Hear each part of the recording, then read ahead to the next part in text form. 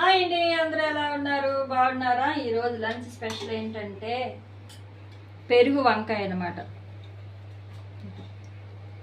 పెరుగు వంకాయ, తర్వాత గోంగూర పచ్చడి.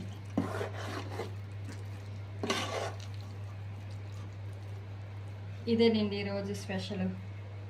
ఎక్కువైతే ఏం చేయలేదు. వేడి వేడి రైస్.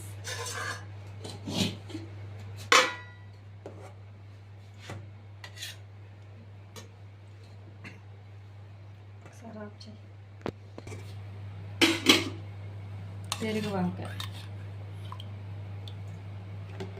ఇది ఈరోజు స్పెషల్.